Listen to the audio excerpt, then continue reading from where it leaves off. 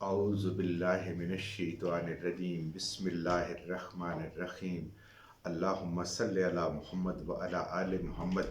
اللہ جل شانہ کا بے حساب کرم احسان اس ذات کا کہ جس نے ایک دفعہ پھر قرآن مجید سمجھنے کے لیے یہاں پہ ہمیں اکٹھا کر دیا۔ آج ہم انشاءاللہ 5واں پارہ سورہ النساء کی آیت نمبر 59 سے اپنا سبق شروع کریں گے۔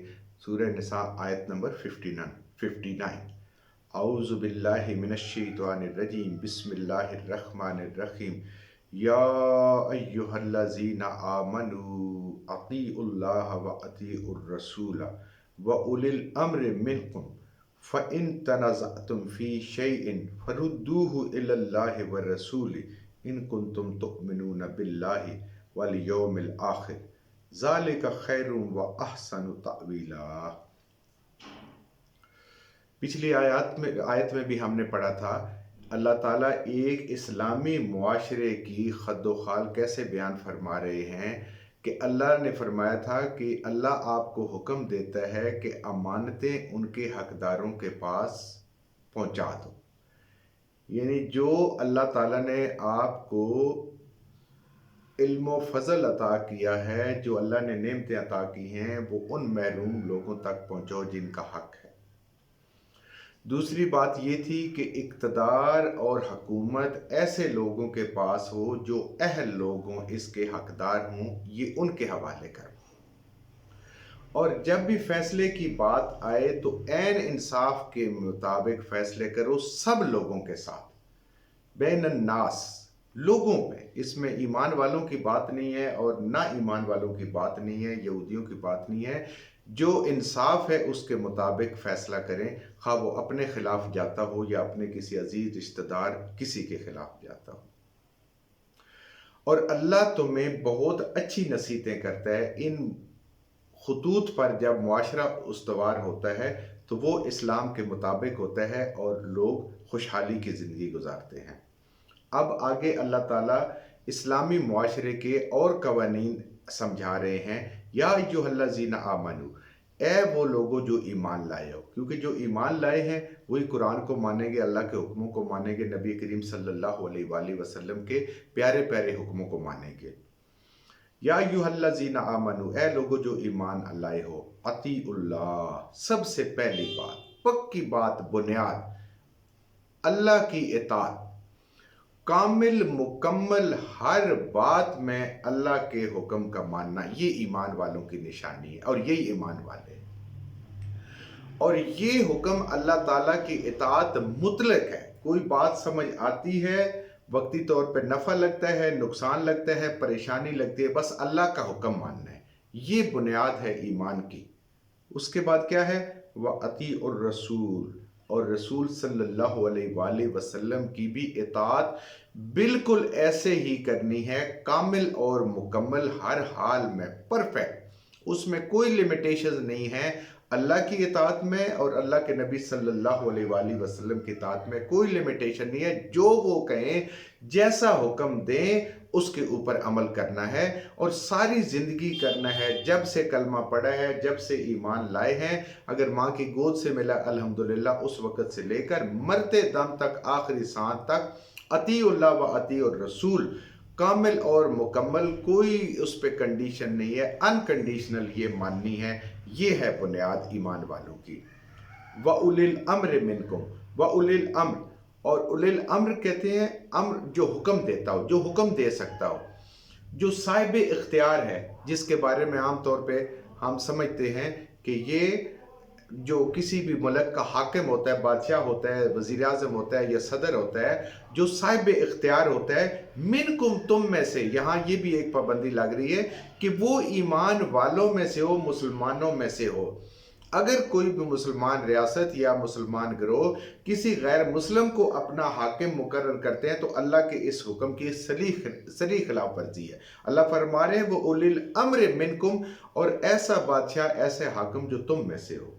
اب یہ حاکمیت امر میں علماء فرماتے ہیں کہ یہ گھر سے شروع ہوتی ہے، گھر کا ایک سربراہ ہوتا ہے، اس کی بات کو ماننا ہے، پھر اسی طریقے سے تحصیل سطح، ضلع سطح کرتے کرتے یہ ملکی سطح پہ اور پھر قومی سطح پہ، اور اس کے بعد پھر تمام مسلمانوں میں ایک خلیفہ مقرر ہوتے ہیں۔ اس کی بات ماننی ہے۔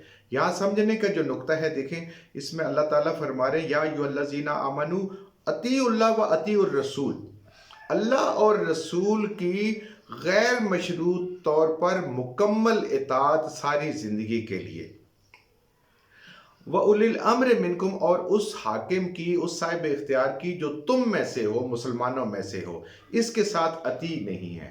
یہاں ان کی مکمل اور اس بادشاہ کی یا اس صاحب اختیار کے وہ احکامات ماننے ہیں جو اللہ اور اللہ کے رسول کے حکموں کے مخالف نہ ہوں، یعنی اس کے وہ بات جو وہ دین کے خلاف بات ہو جائے کسی بھی وجہ سے، ان کا ماننا، اس کی جو اطاعت ہے وہ مطلق نہیں ہے۔ اس کی اطاعت سے پوچھا جا سکتا ہے یہ جو حکم آپ نے دیا ہے اسلام میں، اس کا کہاں پہ حکم ہے، کس طریقے سے آپ نے دیا ہے؟ لیکن جب اللہ اور اللہ کے رسول صلی اللہ علیہ وآلہ وسلم کی بات ہوتی ہے، اللہ کی اطاعت کیا ہے؟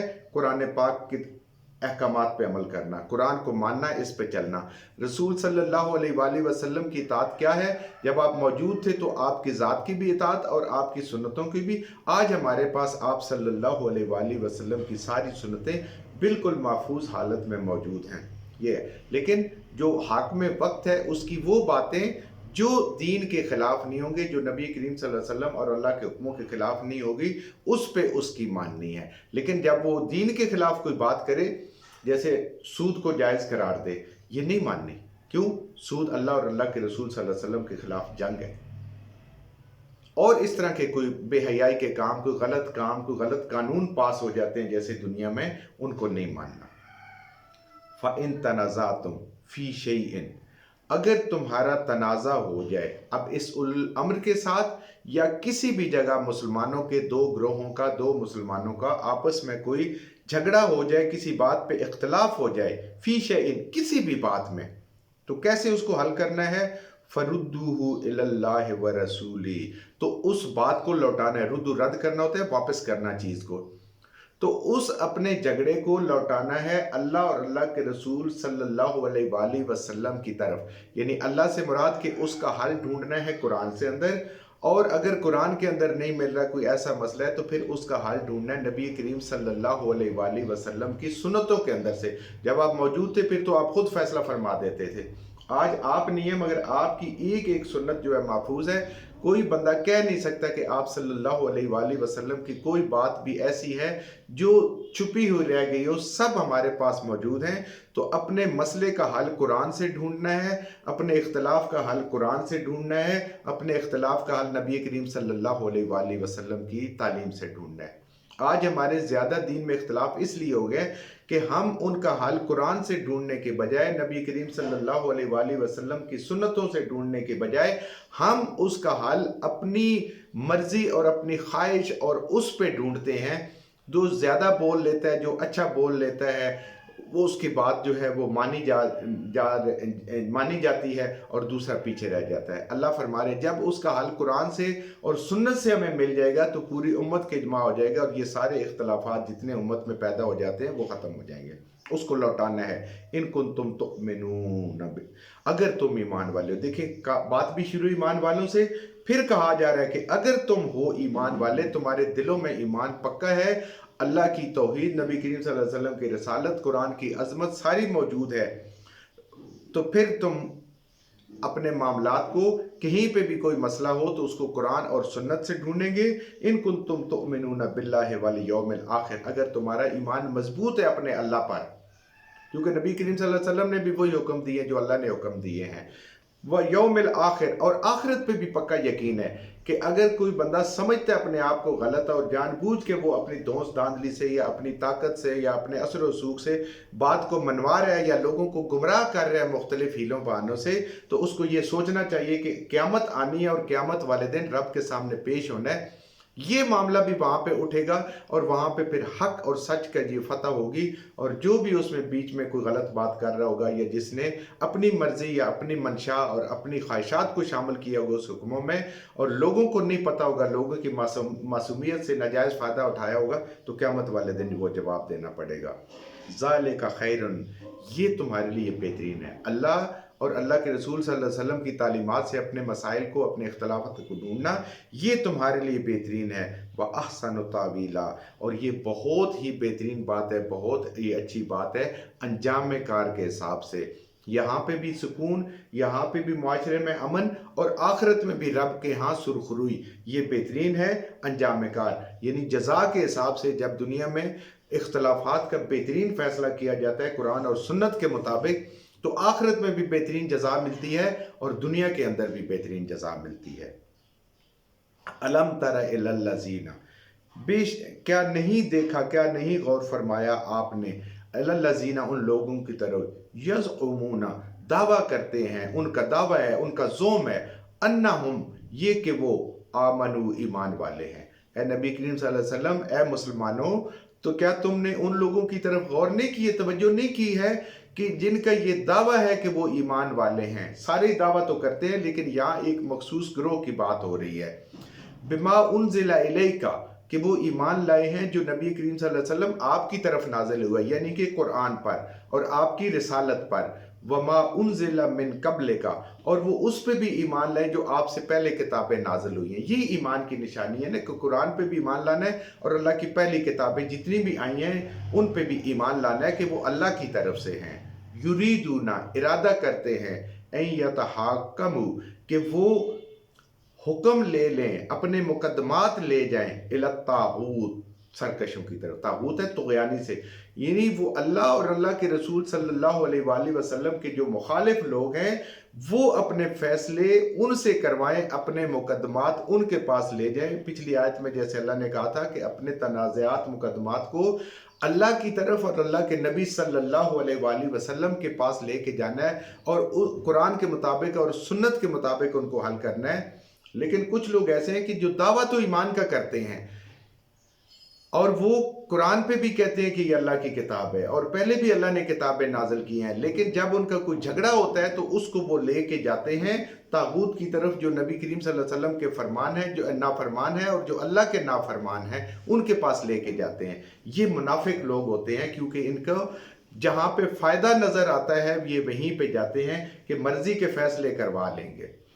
وَقَدْ أُمِرُوا، اور تحقیق حکم کیے گئے ہیں، ان یکفروا بہ، حالانکہ اللہ نے ان کو حکم دیا ہے، اللہ کے نبی صلی اللہ علیہ وسلم نے حکم دیا ہے کہ وہ طاغوت کا، سرکش کا، جو اللہ اور اللہ کے نبی صلی اللہ علیہ وسلم کے مقابلے میں آتے ہیں، ان کا انکار کر دیں، ان کو نہ مانے، صرف ایک اللہ کو مانے اور نبی کریم صلی اللہ علیہ وسلم کے سنت کو مانے۔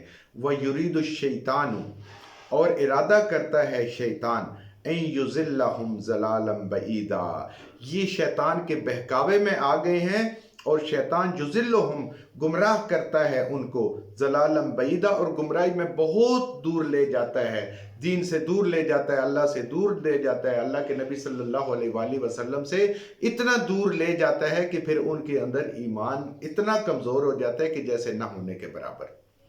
اب اس آیت کے بارے میں آگے پھر وہ بات چلے گی بھی، اس میں مزید بھی وضاحت آئے گی کہ نبی کریم صلی اللہ علیہ وآلہ وسلم کے پاس ایک یہودی کا اور ایک مسلمان کا، جو ایمان والا تھا لیکن تھا منافق، آپس میں جھگڑا ہوا، تو آپ صلی اللہ علیہ وآلہ وسلم کے پاس آگے۔ سب سے پہلے تو اس مسلمان نے، جو ظاہری مسلمان تھا، یہ کوشش کی کہ بجائے نبی کریم صلی اللہ علیہ وآلہ وسلم کے، وہ یہودی کعب بن اشرف کے پاس لے کے جائیں اور ان کے سامنے مقدمہ پیش کرے تاکہ اس کو کوئی رعایت مل جائے، کیونکہ نبی کریم صلی اللہ علیہ وآلہ وسلم تو عین انصاف کے مطابق فیصلہ کریں گے۔ اب اس کو بھی پتا تھا کہ یہودی حق پہ ہے اور وہ مسلمان ہے، یہودی کے زور دینے پہ وہ نبی کریم صلی اللہ علیہ وآلہ وسلم کے پاس آ گئے اور معاملہ پیش کیا۔ آپ صلی اللہ علیہ وآلہ وسلم نے بالکل اللہ کے حکم کے مطابق اس یہودی کے حق میں فیصلہ دیا اور مسلمان کے خلاف فیصلہ دیا۔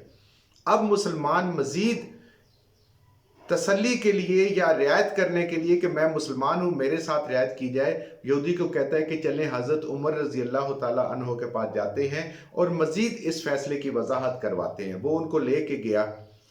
حضرت عمر رضی اللہ تعالیٰ عنہ جب آئے اور انہوں نے بات سنی، یہودی نے بتایا کہ ایسے ہم حضور صلی اللہ علیہ وآلہ وسلم کے پاس گئے ہیں، انہوں نے یہ فیصلہ فرمایا ہے، تو اب یہ مسلمان کہتا ہے کہ آپ کے پاس آنا ہے۔ تو آپ گھر گئے، اندر سے تلوار اٹھائی، تلوار اٹھا کے اسی وقت اس کا جو منافق تھا، اپنے آپ کو مسلمان کہہ رہا تھا، اس کے سر کو قلم کر دیا۔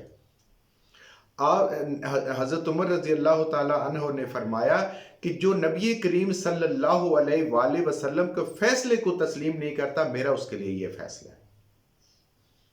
اب وہاں پہ یہ ایک تنازع شروع ہوا یا باتیں شروع ہو گئیں جو اس کے لواحقین تھے کہ حضرت عمر رضی اللہ تعالیٰ عنہ نے ایک مسلمان کو قتل کر دیا ہے اور مسلمان کے قتل کی سزا پہلے ہی موجود ہے، تو ہمارے ساتھ اس طریقے سے انصاف کیا جائے۔